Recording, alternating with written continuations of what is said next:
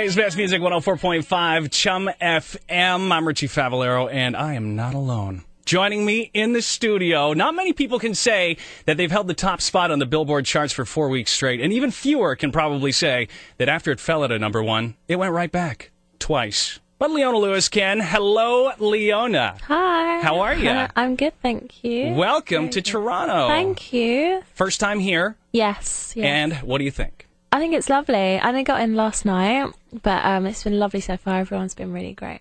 That's our claim to fame, is that we're nice. Oh, that's good. I like that. Well, first off, congratulations. Your debut CD, Spirit. It's been number one all over the world. It's gone platinum in the U.S., double platinum in the U.K.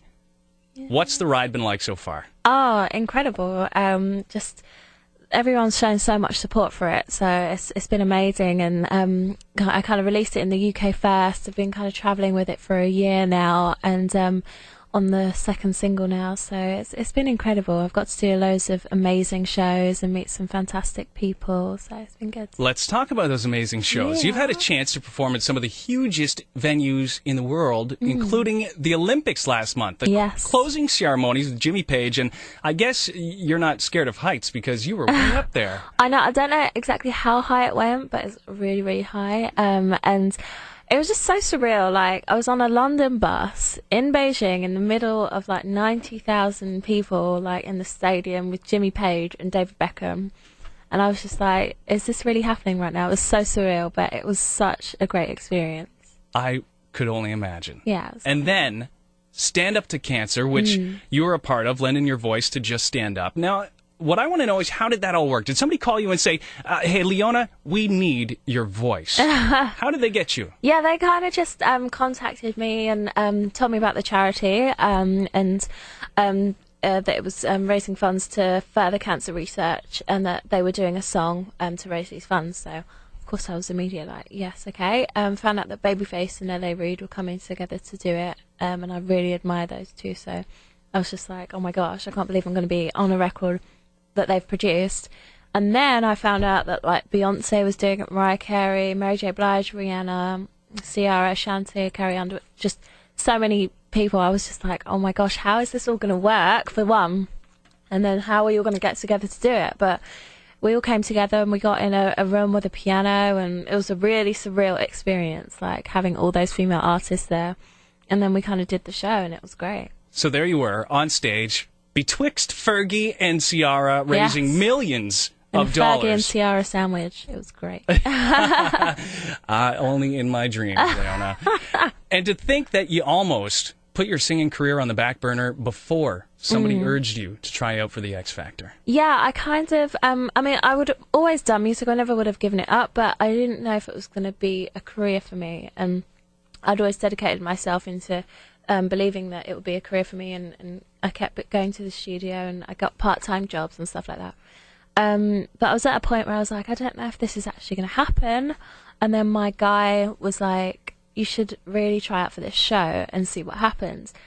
But I was like, I don't know, because it's a TV show, and you know, I don't know if it's going to get anywhere. And anyway, but he urged me to do it, and I did it, and I won it, which was amazing. It must have been amazing. And from there to the MTV VMAs, you performed with Lil Wayne. Yeah, it was very cool. I hear you also performed at one of the after parties where you were more nervous there than you were at the show. Why were you so nervous? Well, just before I went on, I was doing this show. I knew a few people were turning up, and just before I went on, they were like, hold it.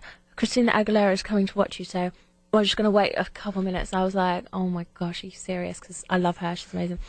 And then they were like, oh, and the girl, I was just about to go, and the girl was like, oh, before you go, let me just tell you who's here. It was like, Jermaine Dupri's here, Christina Aguilera, Katy Perry, Perez Hilton came as well, which was cool to see him.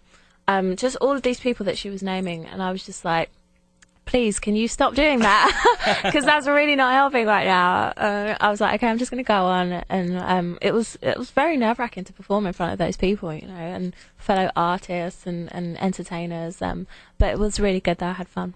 Awesome. And now the MOBO Awards, Music of Black Origin, coming up in October. Yeah. You've got 3 nominations, including Best Album and Best UK Female. And by now you've got a shelf full of awards. So which one so far has been the most important to you? Has meant the most? Do you know, they all mean so much in their own ways because it's for different things. I mean, I've got some for like a magazine awards like Cosmo, female kind of power awards, which mean a lot, obviously, and then there's the music awards, which are great, and the Mobo is great as well. And I can't say like one because they all mean so much in different ways, and it's just amazing that people are actually nominating me to be part of that. And then there's being the world's sexiest vegetarian. Well, being a vegetarian makes you sexy. What can I say? I can tell. You're sitting right here. One of the most beautiful women I've ever met. That was so funny. I was just like, what is this about? But it's lovely, and it's promoting vegetarianism, which is great, and which I'm an avid believer in, so it was really good. That's very cool. And you've got a new single probably coming out soon called Forgive Me, written and produced by Akon. And from what I've heard, it's going to be on a reissued version of Spirit. Can you tell us anything about that disc? Yes, there's a few more songs that are going on to a repack of my album, which is Forgive Me. There's Mrs. Glass, and also a cover that I've done called Run, which is originally by Snow Patrol, who are one of my favourite bands. So that's kind of going on the repackage, and it's coming out, and it's going to be cool because it's a different direction. Around November? Yeah, around November, kind of Christmas time. Very cool. And you're going to be doing much on demand tomorrow? Yes, I'm doing a few shows tomorrow, which I'm quite excited about, and a bit nervous about as well, actually. I get nervous in interviews and stuff. Well, I'm just as nervous as you are right now. Okay, just we're so both you know. nervous too. Okay, 5 o'clock, much on demand tomorrow. Don't miss it. When else are you going to get to see the world's sexiest vegetarian in real life? Come on, Leona Lewis, thank you for joining us. Thank you. Come back soon, okay? I will. Thank you so much. This is Leona's latest, number 4 on the Chum Chart Top 30 right now.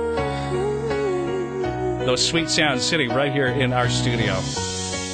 Better in Time, 104.5 Chum FM.